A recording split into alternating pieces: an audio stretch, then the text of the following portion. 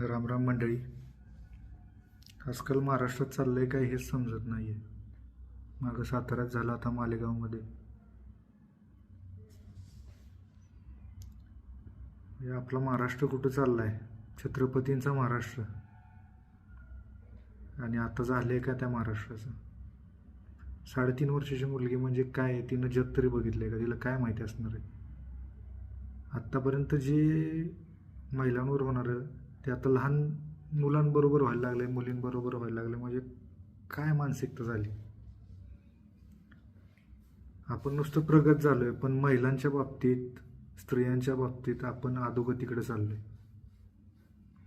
विचार, प्रवृत्ती काय झाली माणसाची समजत नाही. आता हे लहान मूल 3.5 वर्षाचं म्हणजे याच्यामुळे झाले काय की एकमेकांवर विश्वास राहणार आहे का?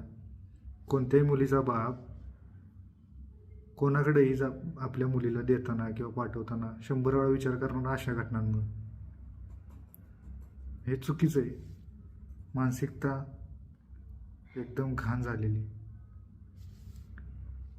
दुसरं म्हणजे छत्रपतींच्या काळात जर असा अत्याचार झाला असता, असं काही झालं असतं तर त्याचा चौरंग सगळ्यात आधी झाला असता. तशीच गरज आत्ता आपल्याला जाणवायला लागली. म्हणजे फक्त विचार आपले प्रगत असून उपयोग नाही आहेत. महिलांचा आदर त्यात सर्वात आधी पाहिजे. आणि हे आपल्याला जेव्हापासून आपली लहान मुलं आहेत तेव्हापासूनच आपण त्यांना शिकवलं पाहिजे. त्याला कुठं ते मोठेपणी सगळ्या प्रत्येक स्त्रीचा आदर करतील. महाराष्ट्रातल्याच नाही, कोणत्याही परस्त्रीचा आदर हे करतील.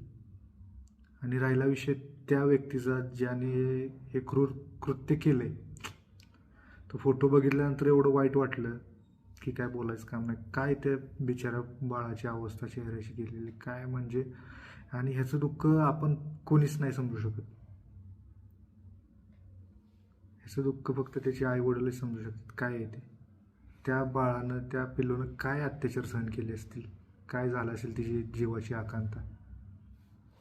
त्यामुळं अशा लोकांना, जसं महाराजांच्या काळात होतं चौरंग, तोच पर्याय.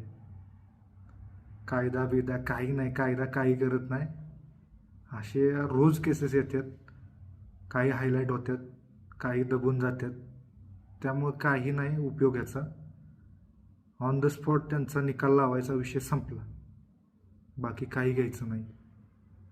महाराजांच्या काळात चौरंग, आता डायरेक्ट हातपायच काढायचे, त्याशिवाय पर्याय नाही. खास करून